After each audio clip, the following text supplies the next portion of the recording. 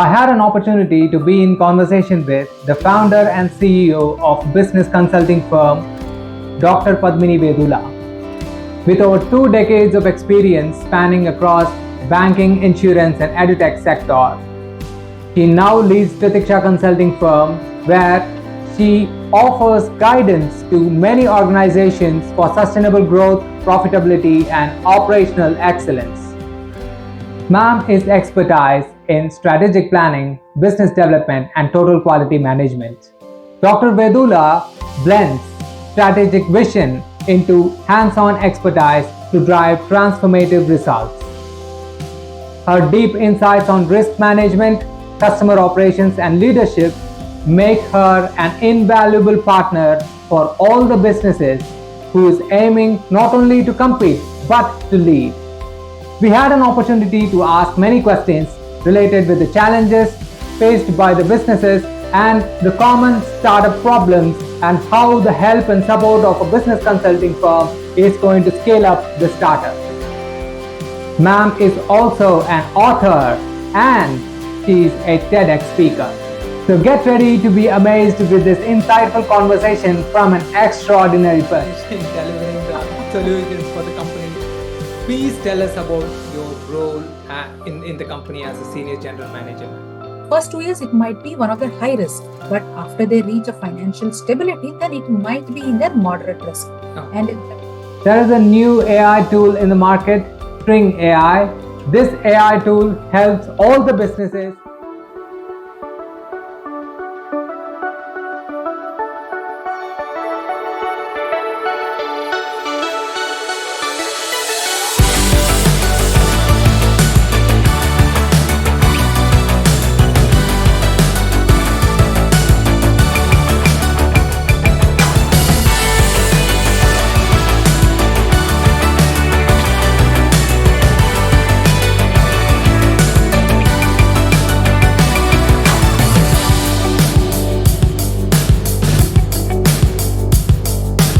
Confidence is just hesitation flipped on its head, one small bold step at a time. These lines were quoted by an extraordinary entrepreneur, a business excellence strategist, a startup mentor, an accomplished author, a TEDx speaker, and our special guest today. Ma'am, it's an absolute pleasure and a privilege to have you in the podcast. Thank you so much for accepting the invite and welcome to Undefined.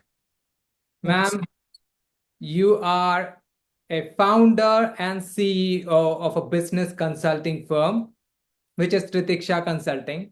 Can you please share us your journey about building this firm and how special it is for you? thank you so much. First of all, I'm so happy to be here today, Vinod. Thank you for having me here. That's a great question to begin with. Tritiksha Consulting definitely is very close to my heart. And when a few years back, while I was still in my corporate journey, I never envisaged that someday I would start something like this. For me, this is special for 2 reasons. Number one, I'm able to impact larger number of individuals, I must say. And number two, for the fact that most of them on my team are women. So both the ways, both in terms of women empowerment and also in terms of bringing impact to the society where I'm drawing so much from, Tritiksha Consulting is very special. Ma'am, when we talk about your services of the firm, how different it is in delivering the solutions to business-related problems comparing to other similar firms in the market? I mean, what sets you apart from other firms, ma'am? Right. Just to give you a practical difference between what others do and what my venture does is, if you have heard of this term called business coach, there are many coaches, many consultants around in various domains these days. And business consulting is an overarching thing. It covers many things or most of the things in a business, not just specializing into, say, the sales or marketing or operations, AI, but it looks into everything else. So now the fundamental difference between coaching and consulting is As a coach, I would identify the problems, I would give solutions, and I will ensure that they are reaching their potential and they are able to get the results. But as a consultant, I have an extended responsibility on me. Not that I just identify the problems, give them solutions to manage it or take care of it. While they are implementing, it becomes my responsibility to ensure that I'm always around. If need be, demonstrate how to implement and get the desired results. In case someone in a business owner or his or her team are not able to get that results in a specified period of time, then again, it goes back to through the entire loop. We get back to the same beginning stage and we implement. So what I mean is, in comparison to others, with due respect, with all the other consultants and coaches available for people today or available for businesses today, where Tritiksha Consulting brings in a niche is, number one, we are going to be there through the thick and thin of a business till the time they achieve their results. Therefore, when we offer our services, we divide them into short term, medium term, and long term so that we understand the expectations of the business owners and we time it and we try to bring those results in. So we are fully there till the time they get there into that specified time. So that is one thing which has really set us apart in the market today, I must say. That is amazing to hear, really, ma'am. So do you offer consulting for all type of industries and all categories of business, or you are primarily focused on specific niche or certain categories, ma'am? That's definitely an interesting question, Vinod, I must say. I know while I was in my corporate stint, I usually always used to debate whether I have to be a specialist in something or a generalist. But knowing my personal traits, I'm somebody who embraces novelty. I need freshness all the time, doing different things, again, heading back to the core. So that's when in my last organization where I had spent almost 12 to 13 years, I had changed roles every 18 months. Now, bringing it back to my business today, I try and cater to several industries. If you ask me, currently I'm catering to 8 to 10 industries, whether they are manufacturing, traders, publication, food and apparel, apparel, clothing and apparel, food and beverage. And recently, we have onboarded a client who is into API development. That's his forte. So I'm happy being absolutely industry agnostic. And what I've come to realize after speaking to all these business owners, when they give us their primary set of problems is the rules of the game don't change. Only the way they look at it, the intensity or the magnitude at which they operate always differ. So that way I'm absolutely seamlessly, me and my team are able to execute assignments across domains, I must say. Ma'am, let us talk about your career. You started your career as a branch training manager. At the beginning of your career, earlier stages, have you ever had any vision or thought about that you would become the boss of a company, you would become a CEO? Did you had that vision, ma'am? Honestly speaking, not in my slightest of the dreams, I must say, Vinod. So when I started off as a branch training manager, that was one of the brilliant companies of the Tata Group. In fact, I had the opportunity to work with two such brilliant businesses of Tata Group over a span of almost 18 years, I must say. And the day I got my appointment letter at my first Tata Group office, my father told me one thing: Beta, this is like a government office in the public sector. Please plan your retirement from there. So for a very long time, for several years, almost 12, 13 years, I took that idea so seriously that yes, I must retire from this. Okay. But over a period of time, I would say when I started aging, or rather becoming a little wiser, getting a lot of exposure, experience with the help of my supervisors and all, I thought, why not the knowledge what I get should be useful to people at large. And I'm somebody in my upbringing itself, if I branch out, if I move out, start something on my own. That's when I was ideating onto what kind of business I should start, I felt what comes naturally to me, which is strategizing, solving problem, bringing in a lot of impact. Consulting came very, very naturally to me. So after I moved out of my illustrious career at Tata, I was able to start an equally illustrious venture, which is into consulting services, and I'm very happy to be there. And as far as you said, being my own boss, I don't know how to comment on that, but yes, I'm happy that I'm my own boss. I don't have to get up and get into a con call at 8:30 in the morning. Probably I can start it at 9. But I must say that being one's own boss makes one even more responsible and accountable. अगर छुट्टी चाहिए तो boss को बोलते हैं छुट्टी डाल दिया, सिक लीव डाल दिया या कैजुअल लीव डाल दिया. But once you are your own boss, you would start thinking twice, what happens to my customers if I'm not there? Will there be something that they would want me to be around for? Yes. So those kind of small accountabilities. And what, instead of taking a leave, is there something that I can take off for say a couple of hours and finish my stuff, so that I'm available, I'm able to innovating something, strategizing on something to do much better. So therefore, becoming a one's boss, I must say, is even more responsible thing to be with. You So actually redefined the definition of boss, ma'am. And thank you. And ma'am, am I audible and visible again? Yes, you are. Yes. You are. So then you worked in a company, Tata AIG Life Insurance, where you were into quality assurance and also you were into training. So please tell us a little bit about the experience in the company, and where did you get time to explore the life insurance part, and were you into selling policies? Did that interest you any way, ma'am? But in fact, I must tell you, vicariously, I had to sell policies. So the training that I used to do was for these IRDA agents. You know, IRDA is a regulatory body of insurance in India, and an agent who wants to take up the job of selling policies have to necessarily clear that exam. Yes. So first thing, I had to clear my exam. Then once I clear, then I get the opportunity to train people or agents, so-called future agents, to sell policies.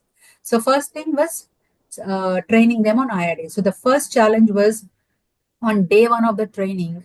It was some 150, 160 hours of course, okay? On this first day of training, you will find so many people clocking into the room, so bubbling that we would want to sell policies, this, that, and across all ages. By the day 8, it would be so difficult to keep up their morale of going through the entire course plus giving the exam and selling. But jo tik gaya, wo tik gaya forever. So our actually by the time the people would come out of the room after the exam or the clearance, there were just probably 20% of the lot who started on day 1. So that was one big challenge. So we had to really ideate how do we get people stay interested for longer time. After that, I was put into an assignment with one of the channels, agency channels, or rather, I recall it vividly as it was a direct marketing call centers, where you would have young agents. Most of them were freshers just out of college.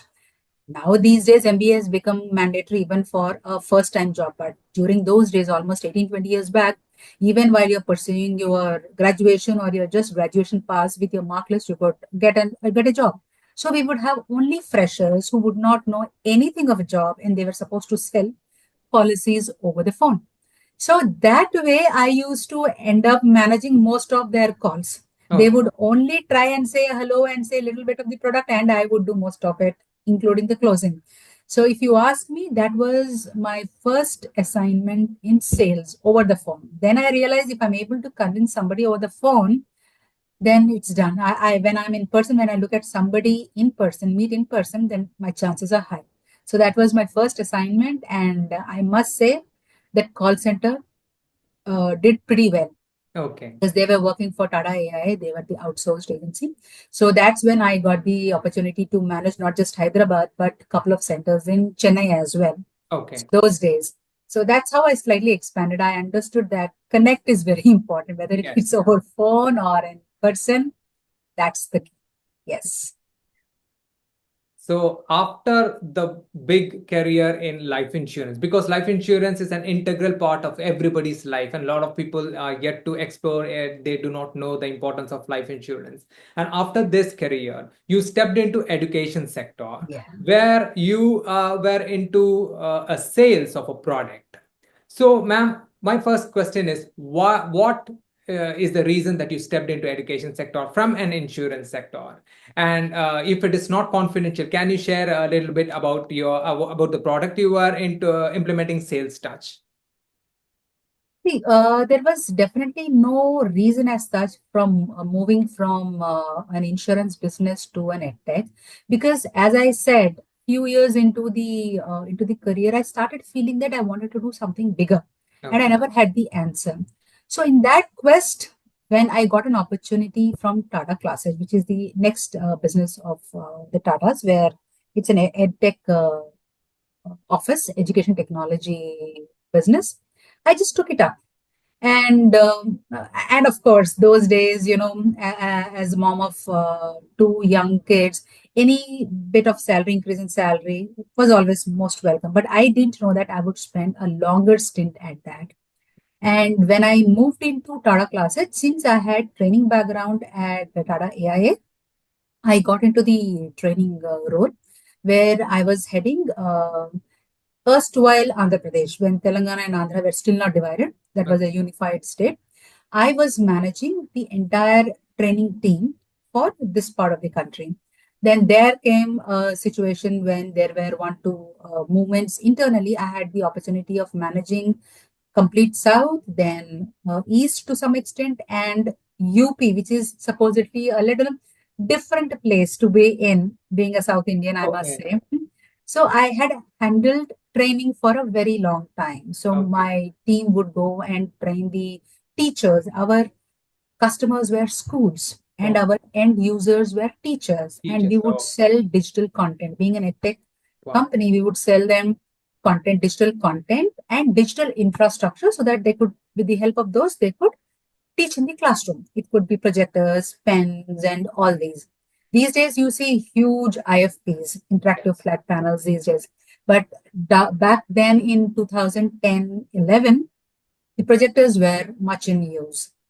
So that was the product. And then from then, after 3-4 years, as I told you, I started getting little comfortable in my own space. Then I told my boss very clearly I would want to do something more. He said, go and talk to the CEO. So I gathered courage to go and talk to the CEO. I said, I'm feeling a little comfortable in my space. I need to. Then he said, okay, that's good news. And he put me into sales immediately.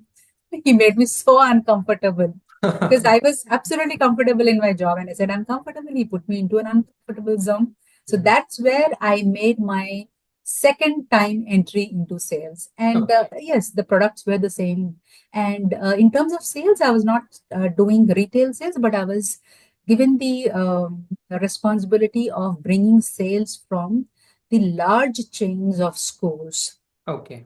So, for example, there are chain of schools like DPS, DAVs, then CMS of the world. So there are. So my job, along with my team, was to bring sales from those schools. Okay. So those are the products that we sold, and we serviced only key clients that point of time. Okay. So triple the energy required, triple the result as well, I must say. Wow, quite a story, ma'am, really. Because if talking about education sector, that would be the base for any business consulting firm, and the training is the base for any firm. It's really important part. So, and in this company, you implemented an initiative called Idea Lab Initiative. What was that about, and how did you propose it, and what was the outcome, ma'am? So, Ideas Lab was a collective idea of my team, I must say, at that point of time. Okay. And I really had great team members at that point of time who were bubbling with a lot of ideas and energy, and we didn't know how to channelize. Then one of my senior team members proposed, Padmini, why don't we start a lab so that we get solutions to the problems that we have today while servicing our clients? It's just started as a passing thought. We will bring in the problems which are not helping our clients while using our products. And over a period of time, when we started, there were very few ideas and few of them got implemented. That was at a very, very smaller scale. But over a period of time, my immediate supervisor and my senior, super boss also liked this idea, and it slowly turned into something called Ideas Edge, where it has become a company-wide initiative completely. Okay. Wow. So anybody in the company could give an idea. it would be open for say a month or so. We would celebrate it as Ideas Edge month. And technically, it used to be around October, November, when the sales team is also at peace, not running after the numbers, because the last quarter becomes very intense for them, JFM, Jan, Feb, March. So they are at least, they are also able to contribute. So then it became a company-wide initiative where all the employees would give ideas, the top 10 would be selected, and it would be taken up for implementation along with CXOs. For every shortlisted idea, a CXO would be assigned, be it a CFO, CMO, or the CEO himself, these CSO, and they would take it for completion. There would be timelines, there would be closure lines, and what is the impact. So then it would be taken back either as a product, as a service, or as a best practice, or a continuous improvement. It would come into the mainstream. I mean, that way we really made massive progress when this was implemented for the last few years. I mean, my last few years with the organization. It's, as I said, it started off with a passing thought, and it became quite a wave inside the company itself. It's beautiful, ma'am. Really, I think all the companies should come up with such initiatives. In fact, I would say in the Tatas, what I've seen is when we were learning about best practices for our business from others, we have seen that any business of Tata which has embraced total quality management, TQM, they mandatorily have such opportunities, such channels like quality circles or CO circle or something. For them, they really thrive on ideas. We probably came a little late, although we implemented for a number of years. For a giant like Tata's, I think it came naturally to them. So every Tata business, they would like to have ideas from inside. That's when we gave this idea, got accepted into the organization.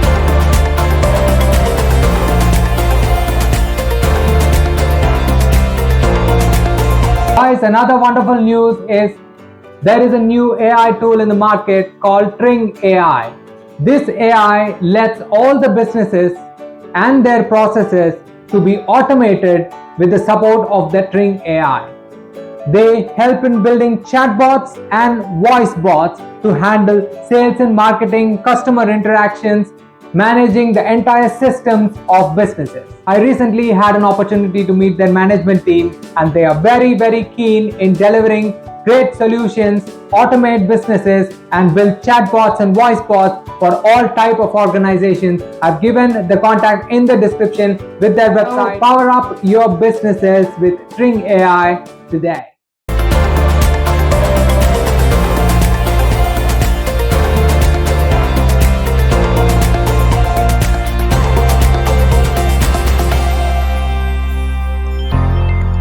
I presume this to be one of the greatest heights that you have reached in your career in employment. You became the senior general manager of Tata Class Edge. You are into quality management, business. You are also a business strategist. You are into the most complicated process of any company, which is the risk management, the one of the very challenging, and I should say that risk management people are really stylish in delivering the solutions for the company.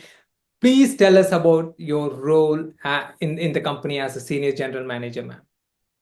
Great. Thanks for asking that. I mean, it brings a lot of pleasant memories back to my mind. I'm very happy. As I just mentioned a while ago, when I joined Tata Class Edge, I was with them for 12 and a half, 13 years. Every 18 years, I would take a change. So while I was in sales, that's when Tata Class Edge started going for, or rather applying for, the standard ISO 9001:2015, which is in general applicable to any business. Okay. So they were looking at somebody who could take this responsibility up along with the external auditor from the company. Then, anyways, I was always infamous for asking for opportunities all the time. So that came my way. My CEO and my boss recommended my name, saying that since this is new, you also like doing new things. So why don't you get into it? That's when I met a mentor. During the course of that implementation, the person who actually helped the company to get certified on this candidate became my mentor after that, my quality management and risk management mentor. So that's when I understood how important quality management and risk management to the organization is. People take quality is only documentation. उनको लगता है कि quality है तो इतने सारे documents fill करने पड़ते हैं, but they don't understand that quality management is synonymous with business management. If you're able to streamline your processes, you are able to do repetitive tasks with a lesser amount of time, you are able to optimize things across the organization which has linkages between departments. It is nothing but managing the business in the most qualitative manner. So that was the quality management part of it. And of course, risk management, I never knew what risk management was all about till then. But then I understood this is the most underrated aspect of a business. Yes. Every business person, every organization talks about, say, market risk, financial risk, liquidity risk, this, and that. But nobody actually bothers that they should work towards it. So as a part of my risk management role, because these were 2-3 roles summed into one while I was in the strategy functions, strategy plus quality plus risk, we were responsible, me and my immediate supervisor were responsible for creating the risk management framework. So where we would list down the enterprise level risk, then departmental level risk, क्योंकि हर department का अपना risk होता है, and when you blow it up at the 10,000 feet height, then it looks a little different. So both at enterprise level and both at departmental level, we had to help identifying the risk, then helping the heads of the department to put a plan. यहाँ तक तो आसान था. This was just 30%. The next 60% was always difficult, getting them to implement that. Yes, that is. So that's where it took us a lot of time, help them accept it. Okay. Otherwise, this was the last priority for anybody in the organization. Not just that, when I come across any business owner, even today, when I talk to him or her, for them, risk management, they absolutely acknowledge, yeah, we understand, but let's do something about it. Yeah, I'll come back. So that's usually the field. I think it has to have much more acceptance within the businesses. Okay. That's an extremely crucial aspect that a business person has to look into. So that's where I started learning about risk management, actually fell in love with it. Then I went on to get my doctorate degree in risk management. So the journey has been immensely fulfilling, I should say, Vinod. Let us talk about your early years for a moment. You graduated with a finance and accounting degree, and then you did your master's in accounting and economics, I believe. So on the whole, how was your learning experience in the college, ma'am? Thanks to my parents, they put me into an autonomous college and all women college. So bunk मारना तो दूर की बात है, gate भी नहीं छलांग मार सकते थे. So we had a very, very strict principle, and the college where I had graduated from is a missionary college. Okay. And there those sisters are very, very particular about discipline. So I had no choice but to focus on what I was doing. So that was definitely a great experience. And my favorite all the time had been getting into something where people found it difficult to enter. Okay. One such subject during my graduation, I remember, was income tax. We had both direct taxation and indirect taxation. Okay. And most of my team members would find it very difficult. Okay. But the plus point was that professor, I can't call her professor because she was just 3 years older to us. She was an alumni of our own college who used to teach us taxation, and she used to teach it so beautifully. It was like as simple as abhi exam likh hi sakte hain. We don't need preparation. Wow. That got me interested into a very, very tough subject. Yes. And I took it as an opportunity to help her all the time. So I became kind of an assistant. If somebody does not understand something in income tax, I would go and help both my own peers and also one class up. And in fact, there were times where I would take secretly tuitions after the college. Okay. Neither my parents knew nor my professors knew about it. And that's when I understood that if you have something to offer, people will come up to you, take that help. And yes, the moment you start giving them more comes to you. Because I got deeper into the subject, and I got absolutely fantastic marks in my income tax paper. I must say that thanks to Wow. all my professors. So that was a great learning experience. I just understood that if you are able to focus, either by yourself or somebody forces you to do that, but if you're able to focus, the opportunities are immense. So it opened up opportunity for me to become a little famous and give to offer what I had. So which is exactly what I'm doing back in my business now. I know something, so I keep spreading that work. Yeah. And the more I spread, I get to know more out of their experience as well. Okay. And also, you hold a DMS, Doctor of Management Studies degree, which is equivalent to a PhD, Oh, yes. which is, and also you have done so many certifications. Ma'am, what is so interesting about learning? I should really ask you because all the time I see the continuous learning process in your career. Again, I mean, the credit goes to my parents, to a Okay. great extent, my father. It's Okay. in my genes. He is an avid reader and a great writer. He has translated several known works of Bengali into Telugu and Hindi. So I think some part of it comes from genes and some part of it comes from interest because I am somebody who always liked indoor games. So learning was another indoor game. I mean, that I took it as an indoor game because my father had so many books, including psychology, poetry. You ask, and of course, I mean, he had lot of books, which was the classic comics. In today's life, in today's world, the youngsters would not understand. So those were the books I got accustomed to. And when I moved into my graduation college, there was thankfully a big library. So I felt that I can read more. I got a little greedy that I can read. And that's when I understood continuous learning. And that actually helped me to participate in debate competitions, essay competitions, because my angularities in terms of my perspective, they started widening.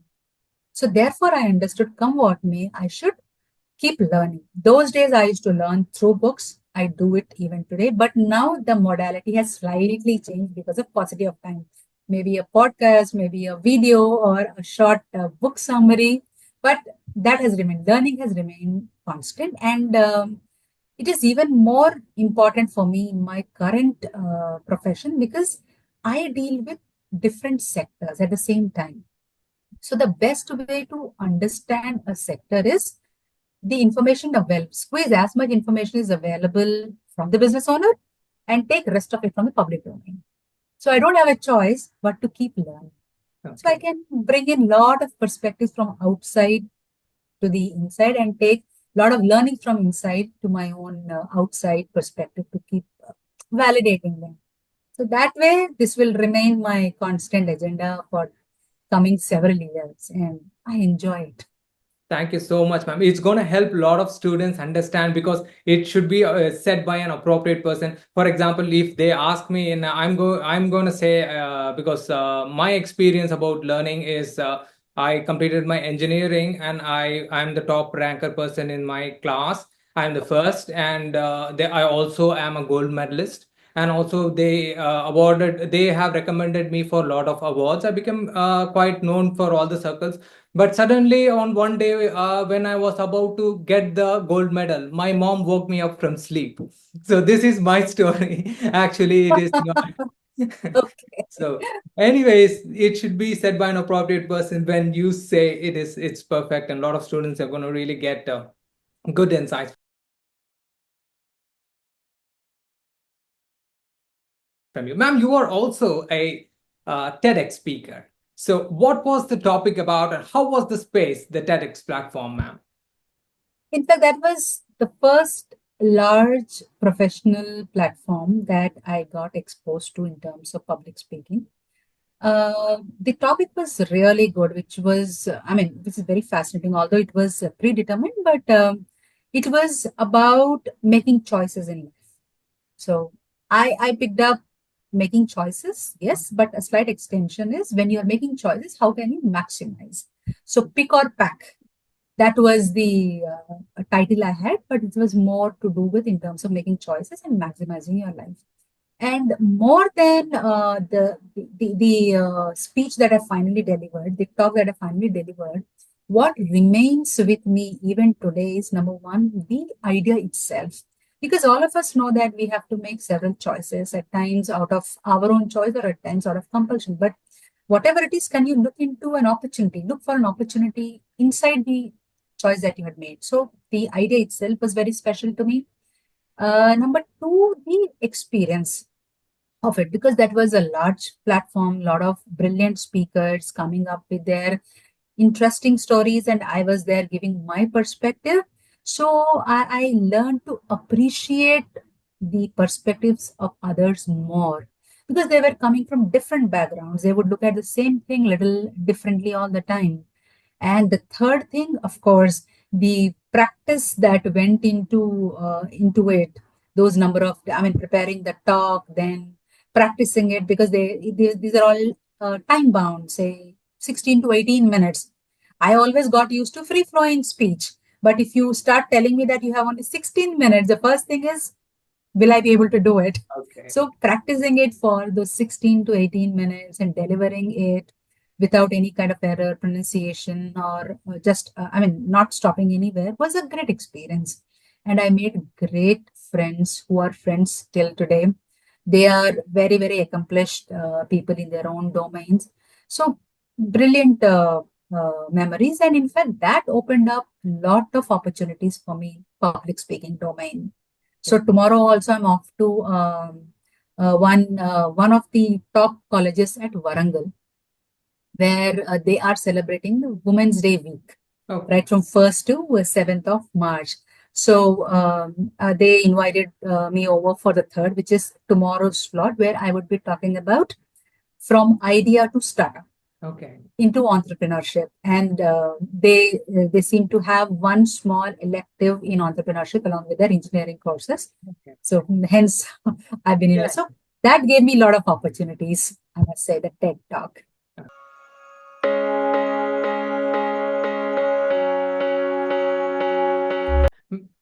Ma'am, talking about relationships today, there is always a gap between the couple. So, comparing the older days, the relationship was so dedicated and close. Today, it almost changed. Talking about these topics, you were an author of a book, which, when it comes to the author of a book called The Pursuit of True Love, which is a very important topic, especially for today's generation. It's going to really help them understand what is the true love means. Ma'am, can you please share us about your work, about the book, and also does it define the value of relationship, and also about your experience as an author overall? Certainly. Thank you for bringing it up. I must say, when I started writing a book, I never thought that I will write a book in this genre of romance. And when I was researching about do people read this genre, I was pleasantly surprised to know that that is the first most popular genre that people read worldwide, but don't talk about it. Yeah.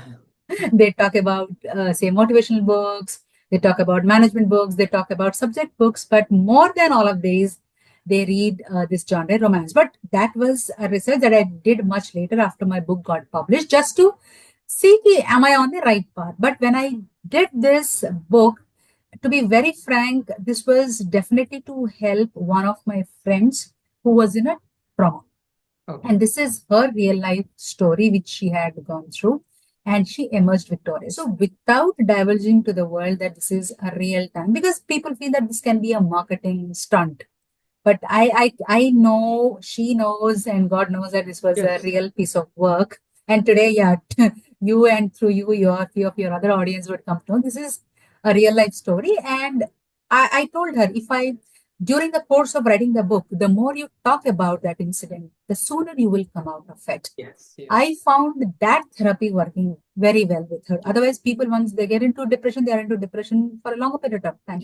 And that got accepted. We sold good number of copies, and the proceeds that come from that books go to a charity which is close to her, close to the place where she resides in Hyderabad. So now she channelizes her trauma, or rather tragic story, the proceeds that comes in, she uses it, and she is now loving. She's back to her life, absolutely normal, doing great in her. And as far as my journey concerned as an author, I must say I loved it. I had this flair of writing in for a very long time. Again, thanks to my genes. My dad, as I said, is a writer. So I could inherit a little of it, although I couldn't take more of it. I mean, he has a lot more in him. So it came naturally to me. And if you see my LinkedIn, I keep writing something or the other. For me, that is one getaway activity. Okay. I have an idea, I like it, and I feel energized. So I don't write it for others. You may say that, Padmini, you're writing it for the whole world. I don't know. If somebody likes it, they consume it, it's up to them. But I write it because I want to pen down my ideas. I would want to get energized from what I write. Okay. See, what do? When you read something, you instantly get energized. So why not getting energized from my own work? So the experience was very good. And in fact, I have 2 more which are in pipeline, definitely not the same genre, but I'm now trying to be a little more serious. Okay. I'm now getting on to the business side of writing. Okay. 2 books. So in another 6 months' time, you will get to see one, and the other one in the following 3 months. So they are all in works in progress. Ma'am, as part of a team, my best wishes for your upcoming works. And also, ma'am, I request you to give permission to me to post the link of the book in my video description so that it'll be useful. Certainly, I would love it is a topic that is really important. Before we get into any relationship, we should know what is the importance and where are we getting into. And when we get into any depression, like ma'am said, always whatever we have inside, we should, until and unless we share it with others, हमारा मन में जो है वो हल्का हो जाएगा. If we don't share it with anyone else, it's going to pressure up from inside out, and it's going to burst outside in a different ways. And that imbalance, we will not be able to handle it. So please, guys, any viewers, you have anything, whomever you trust, please keep sharing things. And ma'am, thank you so much for all the advice. And it's really, I see that it's going to help a lot of people in building a great relationship and long-lasting relationship. Ma'am, one last thing is, you are from Hyderabad. Can you share us any special moments about your family, ma'am? Oh, yes. I'm happily married, 1 husband, 2 kids, 3 water tanks, and 4 senior citizens at home. Okay. That's my family. Yes, my kids are now grown up, settled into their own life, their education. So my husband is an entrepreneur himself. So at times I wear my consultant hat and I keep troubling him as well. That's fantastic. At the same time, I draw a lot of inspiration from him. Okay. That's great. Thank you so much for sharing. Ma'am, what are the biggest challenges for any business when it comes to building their business? What kind of strategies would you suggest for them to overcome those challenges? Let me slightly put it this way. The challenges could be common all the time, whether they are starting off or they are in their formative years of business, or even they mature over a period of time. So if you look at it, I would bucket this into 6. There could be leadership problems, there could be strategy related problems, there could be customer or stakeholders related problem, there could be problems related to matrices. If they don't have the right kind of measurement systems, there could be a problem. And number 5 is workforce, people related problem. And number 6 is operational problems. So if you look at any company, these problems will definitely be there in some form or the other, in some level or the other. Number 1. But the most common ones, or the most fundamental ones, which a business has to take care at all times, irrespective of their tenure, irrespective of the industry that they are in, irrespective of their experience that they have earlier, is SMO. I would call it sales, marketing, and operations. Okay. If these 3 things don't work in tandem, you will always see an issue, and this will all sum up for a larger issue like revenues not coming in, or revenues coming in but not sufficient. The number of customers are not going high. We are not able to expand into so and so geography. Our market share is not increasing. All this, but the bottom line is sales, marketing, and operations are the issues we should always keep solving at any point of time. If they are at the minimum, then rest of the problems like people's problem and all that are easier to manage. Yes. So that's my view about it. And excuse me. And if you say in terms of solutions, see, it all depends upon what kind of a problem that a company has in terms of sales. What kind of problem a company has in terms of marketing. Because when it comes for sales, in terms of sales, it could be many. Either sales not happening at all, sales happening but not efficient, sufficient, sales, you're not getting good clients, you're not getting paying clients, your sales people productivity is low, it can be 7. Similarly, when it comes to marketing, no marketing, no marketing. Even if there is some marketing, the messaging, the narrative is all wrong. Yeah. It's not reaching the intended people. So that's when we go do ads and all that. But if your fundamentals are not in place, all these solutions will not help. Similarly, operations. What doesn't fall anywhere in the company comes to the operations bucket. Yeah. And it's the most messier one, and it's most, I would say, the most profound one. Usko na samalte, you yourself will get lost. Okay. That's the reason you will always see the ops guys firefighting. Okay. So not the CFO, not the CEO, not the sales guy firefighting. Firefighting कौन करता है? The ops head of the company. Okay. किसी और department में जगह नहीं है, वो problem will land on his table Yes. or her table. Absolutely. So that's where, in terms of solution, when you say sales का problem है, I look at it if there is a problem with the productivity, there's a problem with their strategy. Okay. Because strategy गलत है तो आपका market expansion गया, आपका market share गया, you're not targeting the right kind of people, you're not able to give the right kind of a messaging, then these are the solutions one has to look into. When it comes to marketing, what kind of marketing are you doing? Is it really relevant to your kind of business? What kind of branding programs are you doing? Because marketing and branding are definitely different. Okay. So everything is part of branding only. Marketing is a subset, if you ask me. So what kind of branding stuff?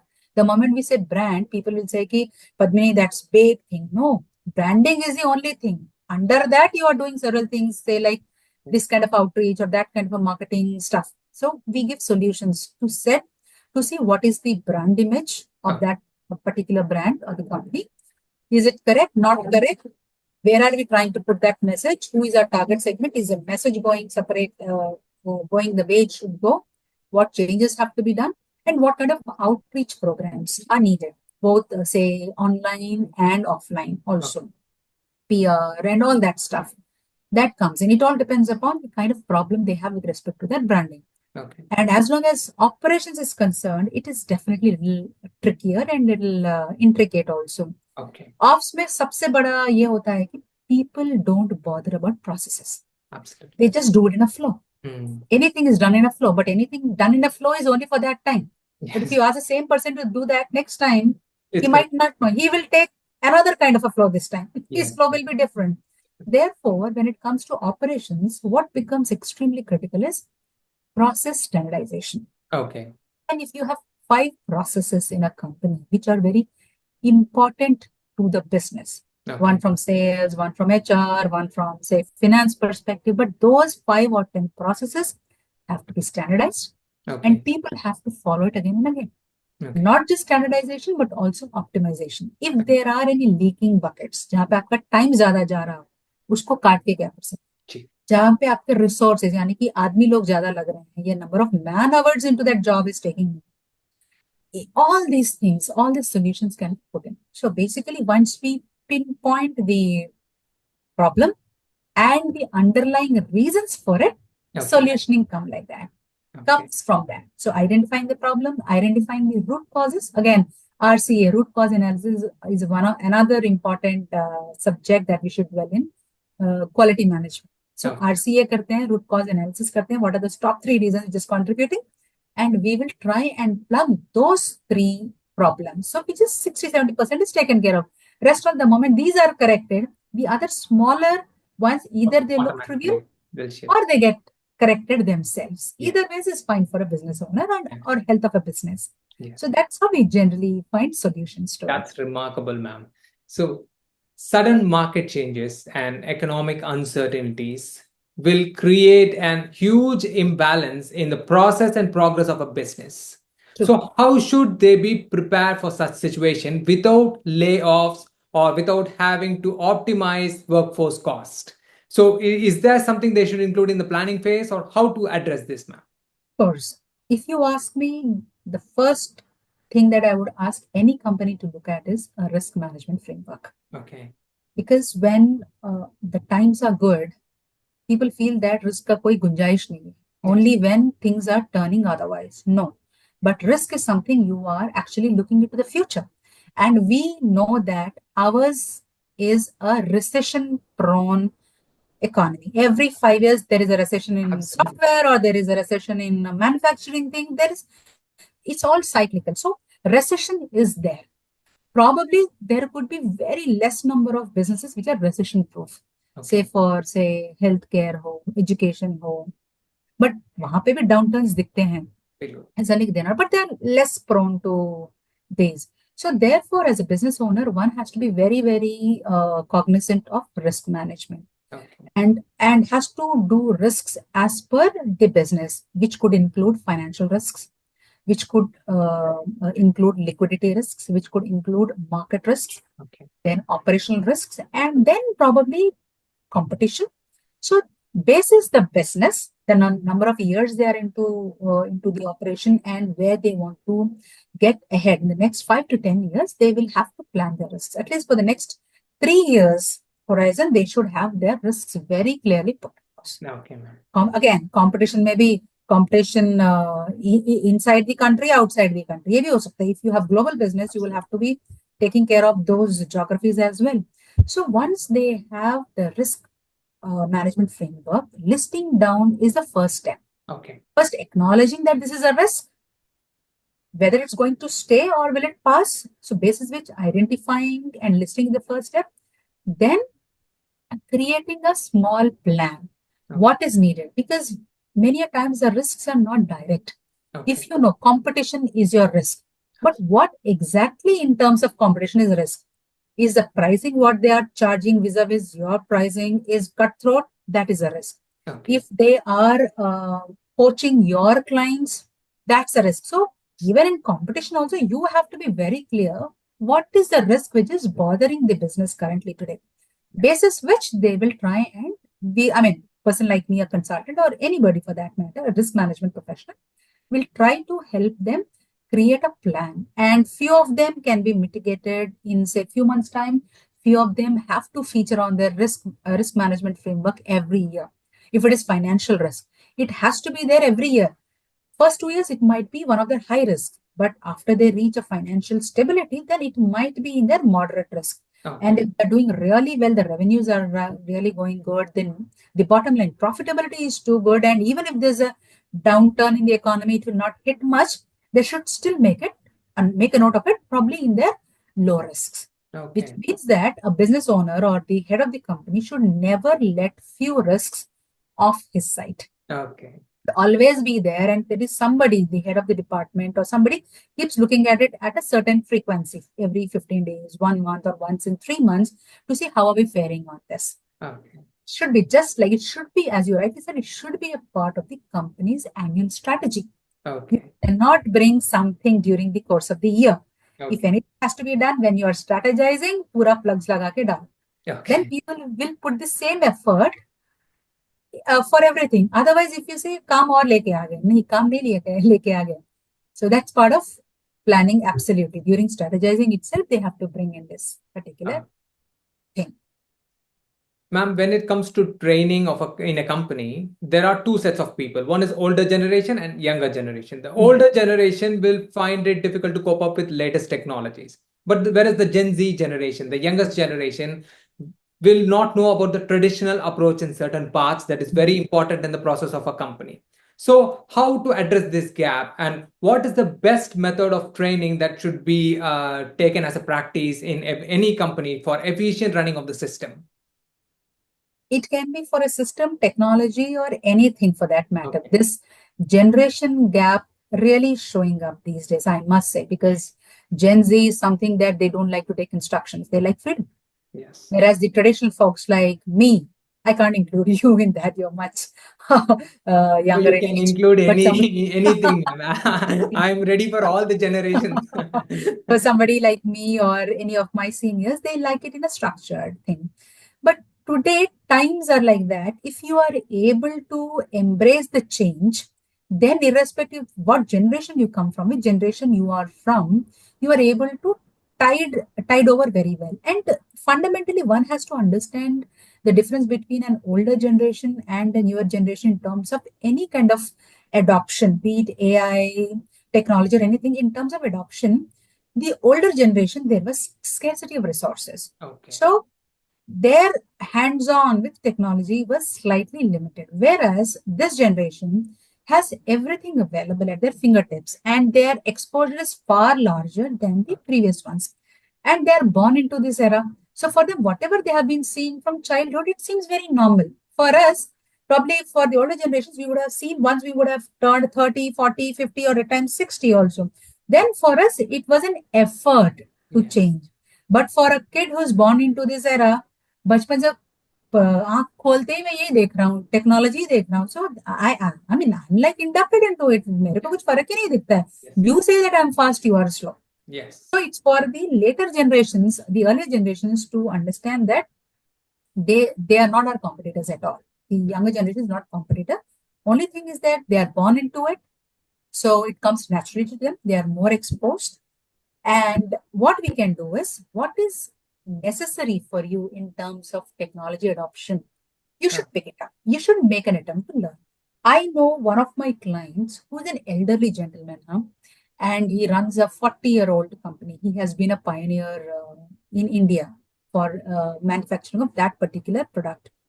So today, if you ask him at any point of time, he can give you the names of 30 odd AI tools. Okay. Wow. And he attends every possible webinar that anybody, जैसा वैभव बोलता है या नवीन परमार बोलता है, he's on to it and he downloads it and he uses it and tells Padmini, if you want to transcript this, why are you writing it down in your book? No, bolo. It will type it out. There could be some spelling mistakes, but you save your time. I'm like, oh, wow, at this age. So I draw my inspiration from people like that. Of course, there could be youngsters who are lazy, who don't want to.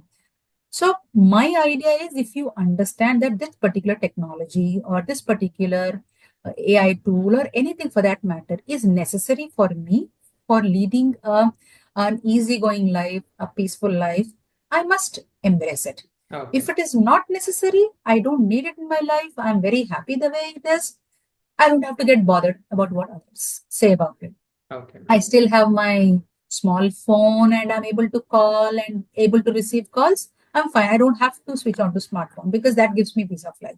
Okay. So that way, anything in moderation will always help, and having a clarity whether you require it or not will help. Yeah. So that's my take on it, if you ask me. Okay, sure, ma'am. Ma'am, do you offer any training for any courses for students or business owners? Do you offer any training, ma'am, on the? Oh, yes, I do. In fact, as a part of my business acceleration programs, we do trainings, mentoring, and coaching. We have 30 plus curated training programs that we do. Plus, if there are any individuals or any organizations who require trainings for their teams, so basis the necessity or basis the agenda, their agenda or their requirement, we design courses, we do trainings for them too. Okay. And in fact, I will be happy to share that very soon. I'll be starting something called Tritiksha School of Entrepreneurship. Wow. So where I'm trying to bring in the essentials, the fundamentals of entrepreneurship for, I would say, these young entrepreneurs who are now getting into it. Because people get into entrepreneurship and they look up to networking events for support.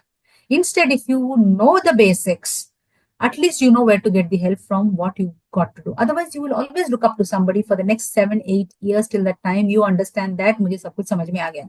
Why do you want to kill so much of a time when you can do a very, very concentrated, intensive program for 6 to 9 months, bring in all the fundamentals and then get going? Nobody would stop. Anyways, you were wanting to start a business. You can start just 9 months later with full-fledged information. Then it saves a lot of time and effort for them. Mm-hmm. So, yes, we do programs. Ma'am, I request you, whatever the current programs you're running, I request you to please share the links. I will put it in the video description for people and viewers, whoever wanted to take up the training program, for them to contact you. And so, as I said, we are coming up with that. They are in the phase. But yeah, what all trainings I do, the other topics and all, I will send that across. Yes. But this Tritiksha School of Entrepreneurship is going to take another time. 2-3 months. Yeah, another 3 months time, because everything, ideation, then designing and implementation. So I go through the same process. So ideation is done, we are in the designing process. Yes. So once it is started, then I cannot say that we want to give it a pause and design it a little better and come back. So that's why we are taking a little time. Yeah. Superb, ma'am. Superb. Ma'am, in one of your LinkedIn posts recently, you shared a thoughts about artificial intelligence reshaping entrepreneurship. So as a consulting firm, have you ever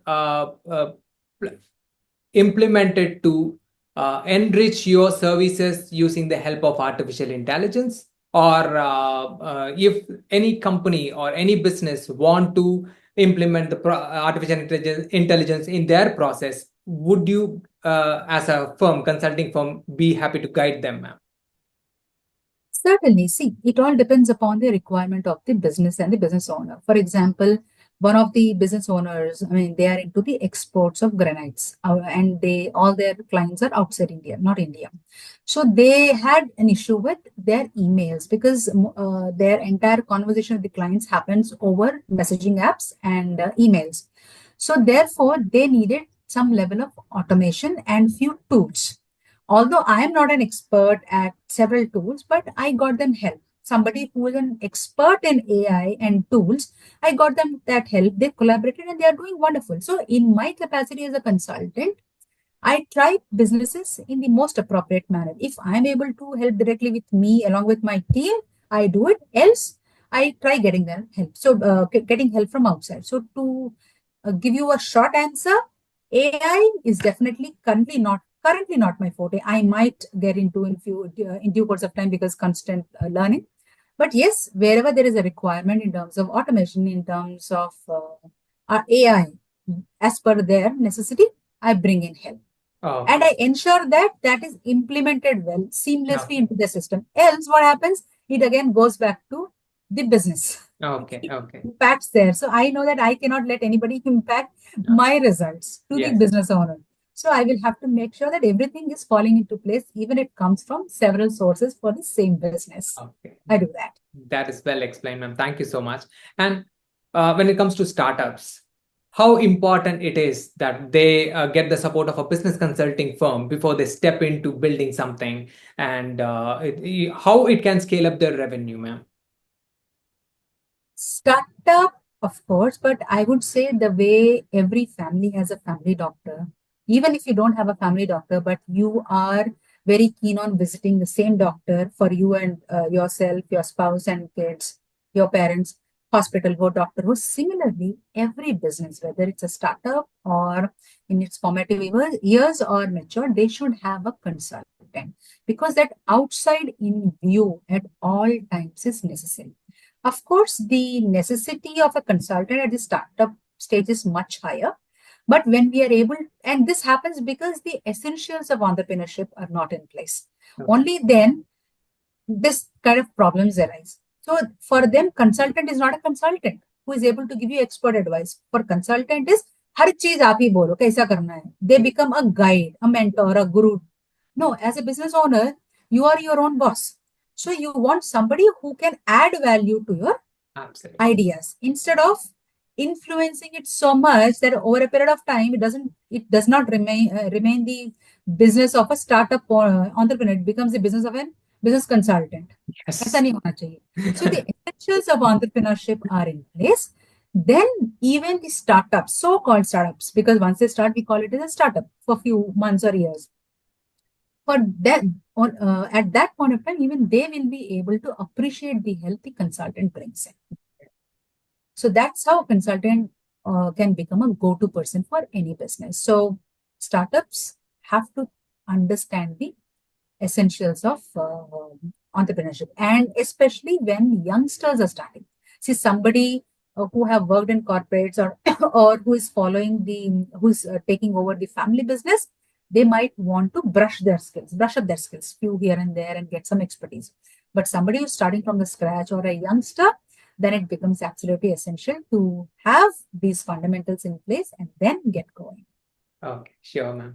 Ma'am, and as a final request, I would ask you to give permission to post about Tritiksha Consulting websites and socials, so that other people who are interested to get business consulting from you, they would be able to easily approach you. So Thank you so much. that I would do. I love And that. ma'am, it is wonderful to get a lot of insights about business consulting firm and how important its presence inside as a part of a company in growing and scaling up the revenue of a company. So thank you so much. I'm really, really grateful for your time. In busy schedule, you joined me. I'm really grateful for that. Thank you so much for your time, ma'am. Have a You too. wonderful day. Good day. Yeah. Thank you so much.